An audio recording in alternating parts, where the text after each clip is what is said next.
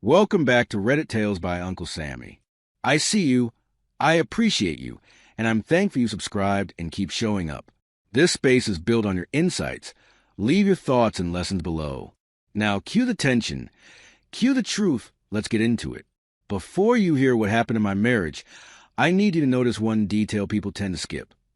When someone sets a new rule that removes intimacy, they're allowed to set that boundary, but they're not allowed to keep you trapped in confusion with no conversation, no plan, and no care. That combination, coldness plus certainty, was the real red flag in my house. If you ever hear, deal with it. Your decision point is simple. Do you accept a life of silent terms, or do you demand clarity and consequences? The first time my wife said it, the words did not even land like words. They landed like a door, closing somewhere deep in the walls. I'm not sleeping with you anymore. Deal with it. She said it in our living room in Shorewood, Wisconsin, the little village north of Milwaukee where the sidewalks are clean and the winter wind feels sharp enough to shave you. It was 2:57 a.m. and she was still in her scrubs, hair wrapped, eyes dry. No tears, no shaking, just finality. If you've ever heard a partner say something that instantly changes a whole marriage, stay with me, because what I found out after that sentence flipped everything. And if you want more real, narrated relationship dramas like this, hit like, share this with someone who needs it, and subscribe. I post stories that don't pull punches. I did not shout. I did not plead. I stood there with one sock on, holding the TV remote like it was proof I belonged in the room. Her name is Renée. She is 36, the kind of woman who labels spice jars, replaces air filters on schedule, and can silence a room without raising her voice. I am 38. I manage operations for a union printing plant on the south side. I am the kind of man who fixes things to calm himself, cabinet hinges, old radios, loose doorknobs. In the corner of our living room sits my project that winter, a walnut case Zenith radio from 1952 I found in an estate sale. I had been cleaning its knobs with a toothbrush like a patient man. That night, my hands felt stupid and empty. Renée didn't look at the radio or at me. She looked past me, as if she had already moved out in her mind and was just waiting for her body to catch up. "I'm serious, Malcolm," she said. "Don't make this a big thing." The part I'm not proud of is what my mind tried to do next. It tried to argue the sentence like it was a policy change at work. It tried to negotiate. Maybe there are conditions. Maybe there's a timeline. Maybe there's a misunderstanding. It tried to find a loophole that would put my life back where it used to be. And then another part of me, the part with dignity, whispered a different truth. You cannot negotiate your way into being wanted. Still, I didn't accept it. Not in the way she meant. I wasn't trying to force anything. God knows I wasn't. But I refused to accept the silent erasure of our marriage like it was a weather update. I wanted a reason, a plan, a conversation that included my name and my humanity. So I asked quietly, "Are you saying you don't want me or you don't want us?" Renée slid her work badge onto the table and said, "I'm saying what I'm saying." The house made a small sound then, a pop from the radiator, a settling creak, like it was uncomfortable too. Renée walked to the kitchen, poured water into her favorite chip mug, and drank it as if she had been practicing the moment. That mug mattered more than it should have. I bought it for her at a pottery stall during a summer street festival in Bayview. A blue glaze, a little uneven.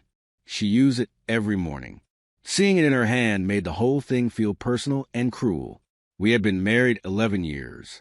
No children, not for lack of love, but for lack of luck. 2 rounds of testing. A year of avoiding baby showers. Quiet grief that sat on our couch like an uninvited guest. Renée worked nights in the neonatal unit at Frodtert. Tiny lives, tiny alarms, constant crisis. I told myself that job hardened her, that I had to be patient, that intimacy could pause while we rebuilt. I did not realize at first that she had replaced intimacy with distance. In the weeks before that night, Renée had started living like she was allergic to me. She showered the second she got home, no matter how tired she was. She kept her phone face down and carried it from room to room like a fragile organ. She stopped asking me to taste her food while she cooked. We used to do that. She'd hold out a spoon and say, "Tell me the truth." Now she cooked without turning around, like she was feeding a stranger. After her sentence, I slept on the basement couch with a throw blanket that smelled like cedar and old laundry detergent. The basement was my area anyway. Workbench tools, the Zenith radio spread open like a patient on a table. I stared at the ceiling beams and tried to locate the moment our marriage cracked. I kept thinking it had to be something I missed. A tone I used. A promise I forgot. Some small betrayal I didn't register. That kind of self-blame can feel responsible. It can also be a trap. In the morning, Renée acted normal. Not warm. Never warm anymore, but normal. She made coffee. She fed our old tabby cat, August, who yowled at 6 like a tiny landlord demanding rent. Renée looked at me over the steam and said, "We could be fine like this. Plenty of couples are." She said the way people talk about driving with a cracked windshield. Possible, sure, but you live with a constant risk that something will split wider at the wrong time. That day at the plant, the machines ran loud, and the noise helped me pretend my life wasn't tilting. I checked my phone too often. I replayed the sentence like it was recorded. My friend Darnell, who supervised the shipping, noticed my face and asked if I was sick. I told him I was tired. He did not believe me, but he didn't push. Men in our circle don't. Always know how to hold another man's pain without trying to joke it away. I was grateful for the silence. Decision number 1 came that weekend. I could have packed a bag and left immediately, made a clean break while my pride still had oxygen. Instead, I chose to stay and fight for clarity because I believed marriage meant not abandoning the table the first time someone flipped it. I asked Renée to sit with me at the dining room table. I even lit the small candle she liked, a lavender one, as if the scent could soften what we were about to say. She sat, arms crossed, eyes ready to end it. "If you're done," I said, "then say you're done. If you're hurt, tell me where it started." Renée's jaw worked like she was chewing on words that tasted bad. "I'm exhausted," she said, "all the time. I don't want to be touched. I don't want to talk about it every day." I tried to keep my voice steady. "I'm not asking every day. I'm asking now." She stared at the candle flame and said, "You make everything a project." That stung because it was almost true. When the fertility stuff got heavy, I made spreadsheets. When Renée cried in the shower, I researched therapists. When she pulled away, I cooked more, cleaned more, and tried to become impossible to complain about. I thought if I could be perfect enough, she would return. That's not love. That's labor. Renée stood up and said, "I'm going to sleep." She left me with the candle burning and the realization that I could be right and still be alone. The following month was February, and Wisconsin February is a personality. Snowbanks like walls. Dirty slush at intersections. A sky that looks like wet concrete. We move around each other with careful politeness, like roommates who share dishes but not feelings. The only place we spoke longer than a minute was at the grocery store, because you have to decide whether to buy cilantro like adults. At home, Renée watched crime shows with earbuds. I rebuilt the Zenith radio and pretended the static was not my life. There were nights I wanted to touch her shoulder, not for sex, not even for comfort, just to confirm we still belonged to each other in some basic human way. I did not. I remembered her deal with it, and I felt my hand hesitate mid-air like it had been trained. I'm telling you that because a marriage can teach you to shrink without ever saying, "I am shrinking." That scared me more than loneliness did.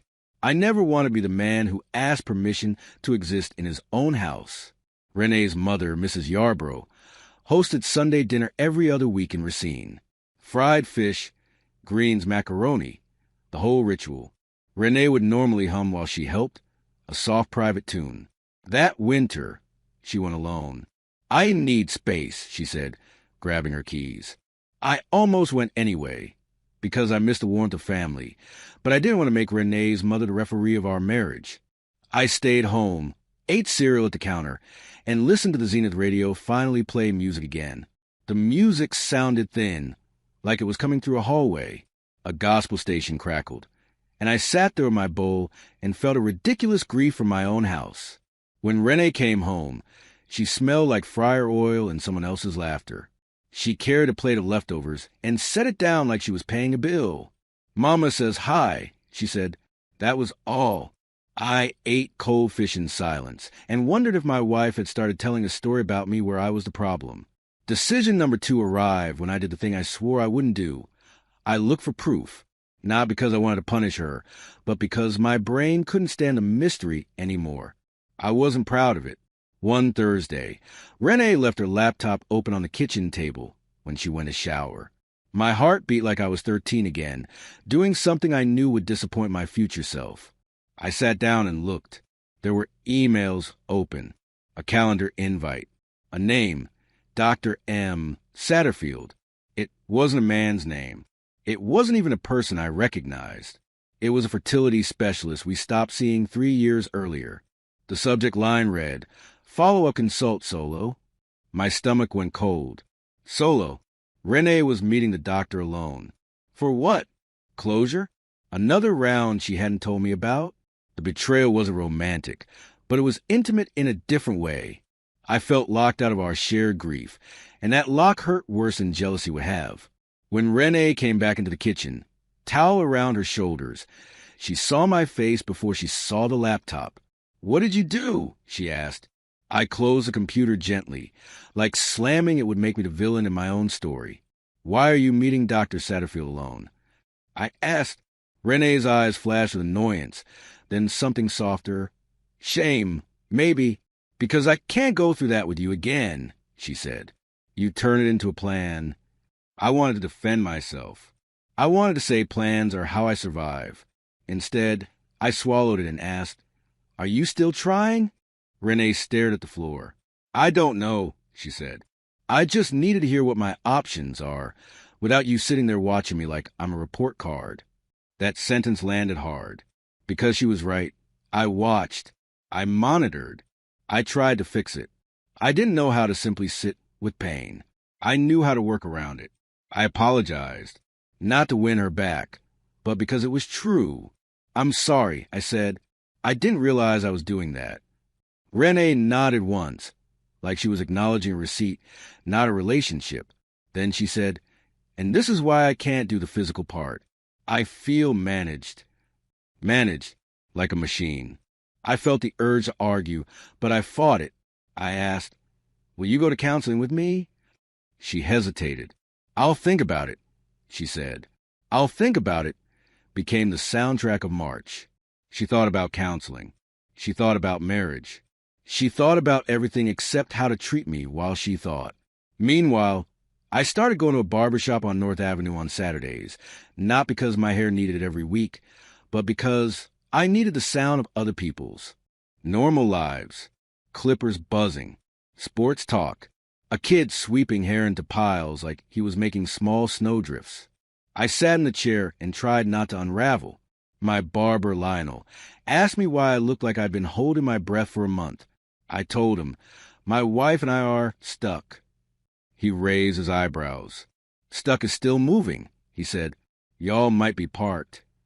I laughed once, short and humorless, then surprised myself by feeling my eyes burn. Lionel didn't tease me.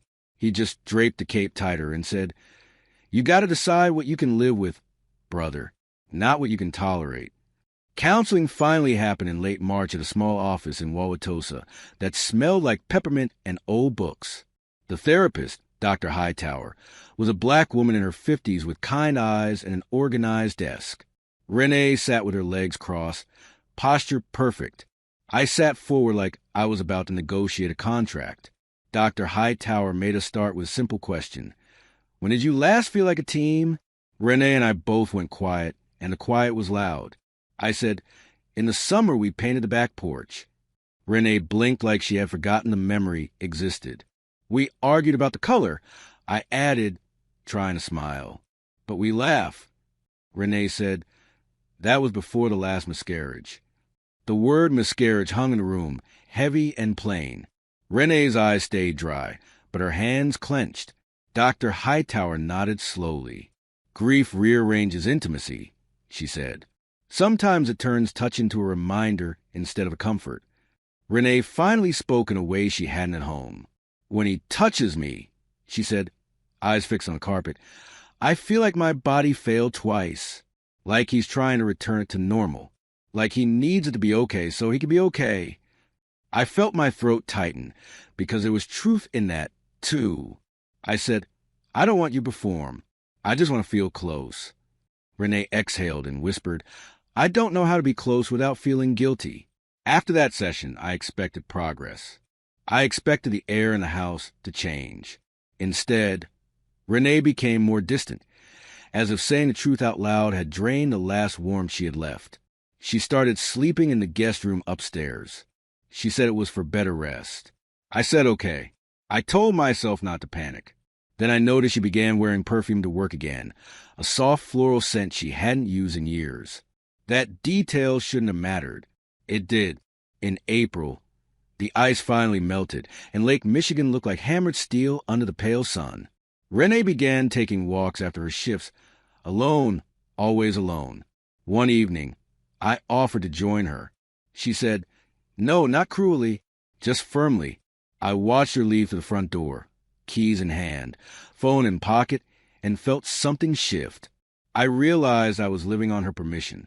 Permission to talk. Permission to share space. Permission to hope. That is not a marriage. That is a waiting room. One night, she came home later than usual, and her scrub smelled faintly of restaurant food, garlic, and fried onions. She headed straight for the shower. I stood in the hallway and said, where were you? She didn't stop walking. I got food with co-workers, she called over her shoulder. The shower turned on. The water hid everything else. I stood there like an idiot and finally understood she could be telling the truth and still be leaving me behind. In May, Renee asked me to come with her to her mother's house for Sunday dinner. I should have felt hopeful. Instead, I felt suspicious, which made me hate myself. At dinner, Renee laughed at her uncle's jokes and helped in the kitchen like the old Renee. Her mother squeezed my hand and said, it's good to see you, Malcolm. I smiled and nodded, pretending I wasn't starving for that simple kindness. On the drive home, Renee stared out the window and went quiet again. Back in our driveway, she said, I don't want Mama worrying. That's what the dinner was, a performance to protect her image. I asked, do you want this marriage? Renee's hands tightened on the steering wheel. I want peace, she said. I felt something break, not violently, but cleanly like a thread snapping. Peace for you, I said softly. Or peace for us? Renee got out of the car without answering. The house swallowed us in separate rooms. The next counseling session, Dr. Hightower asked Renee directly, are you ending the marriage? Renee's eyes flicked to me, then away. I'm not ready to decide, she said. Dr. Hightower leaned forward. Indecision is still a decision when you have a partner living inside it. Renee's mouth tightened. I told him I wasn't sleeping with him, she said. I didn't say I was leaving. Dr. Hightower nodded. And what does he get while you wait? That question cracked open my anger in a way I could finally use. I wasn't angry at her. I was angry at the casual way she expected me to absorb the loneliness like it was my job. I get to be your roommate, I said. My voice shook, which embarrassed me. I get to keep the bills smooth and the house clean and the cat fed while you decide if I'm worth loving. Renee's eyes flashed. You're making it sound like I'm evil, she said. No, I said, I'm making it sound true. Renee finally admitted something that made the room colder. I don't feel safe being wanted, she said. Not after everything. She meant the miscarriages, the tests, the feeling of a body that did not cooperate. She did not mean I had harmed her, but the effect was similar.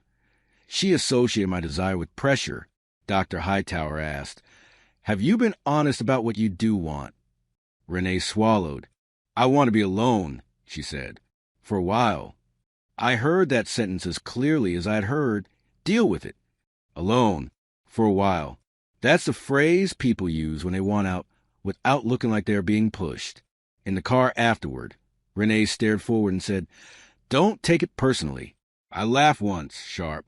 Renee, I said, this is our marriage. How else am I supposed to take it? She didn't answer. She pressed her lips together and looked out at the passing trees, like they had better options than we did. Summer came early that year. The air got thick. The sidewalk smelled like cut grass and car exhaust. I stopped fixing the radio. I stopped doing extra chores to earn invisible points. One evening, I sat on the back steps and watched August the cat stalk a moth with pointless seriousness. I realized I had been trying to prove I deserved love. Love is not a prize for good behavior. Love is a choice someone makes with you, not a reward you beg for. That realization hurt, but it also steadied me. Decision number 3 was the hardest. I decided to stop waiting, not to punish Renee, but to save myself. I told her, on a calm Tuesday in July, we need a timeline. Renee looked tired, like I was assigning her homework. I can't promise you anything, she said. I nodded. Then I need to make promises to myself, I said. I told her I would move into a short-term apartment near my job for 3 months. Not because I'm giving up, I said, because I'm drowning. Renee's face tightened. So now you're leaving, she said, like I had betrayed her first. I kept my voice gentle.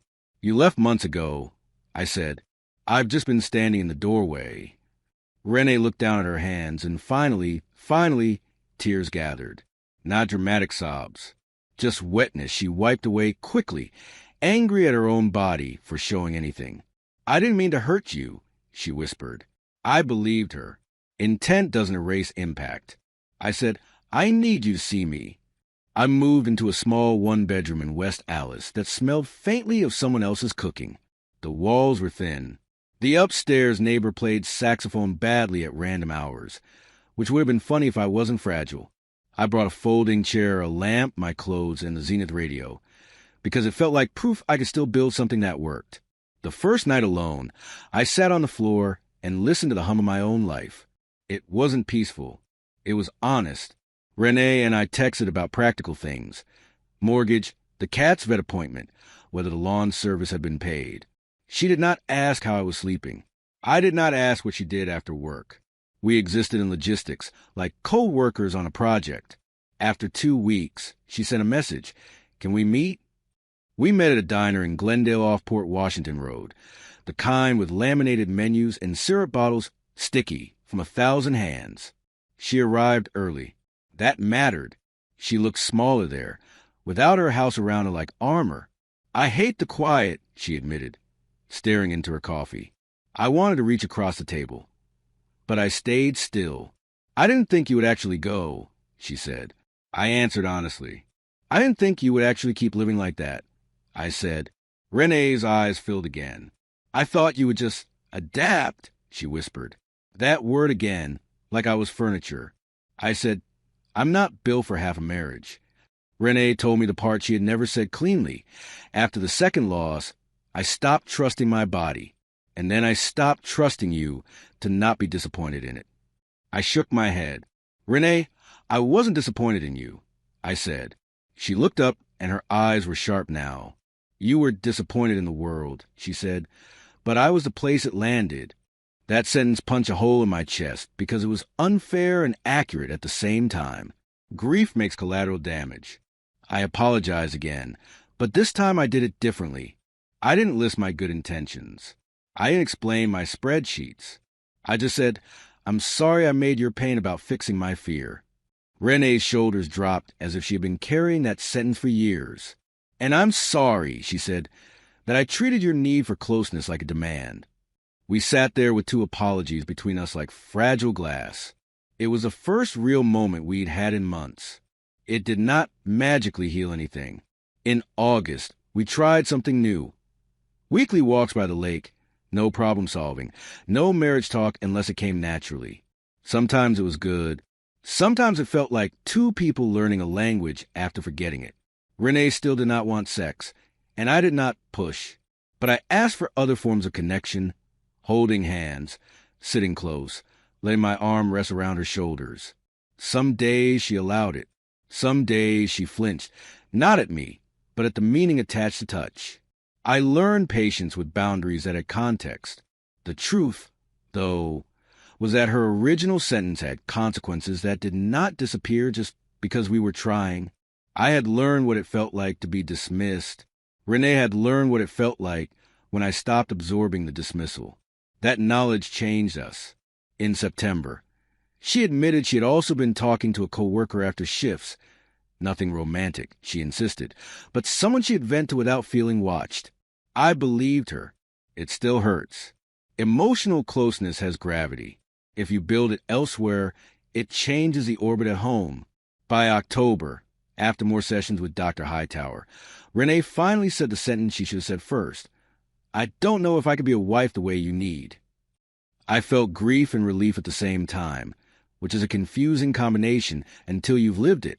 I told her my truth. I can respect your boundaries, but I can't live indefinitely without intimacy and without being treated like a problem you manage. We stared at each other on a park bench in Whitefish Bay while leaves scraped the pavement. We separated legally that winter, slow and quiet, not as punishment but as acceptance. We split the house with fairness. Renée kept August because the cat loved her more, and that was the only contest I didn't want to win. I moved into a duplex in River West and finally finished the Zenith radio. The first station it caught cleanly was jazz, smooth and steady, like someone breathing without fear. Some nights I missed Renée so sharply it surprised me. Other nights I felt calm. Both were true. Both were allowed. If this story hit you, tell me in the comments. Was Malcolm right to move out and demand a timeline, or should he have stayed longer? And if you want more first-person relationship dramas with real consequences, please like, share, and subscribe.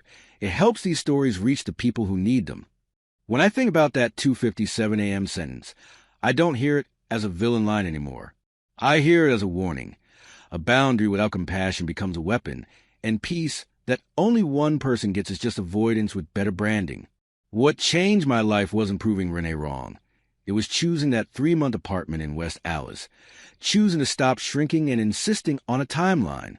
If you're living on someone else's maybe, your self-respect will eventually demand an answer. The end.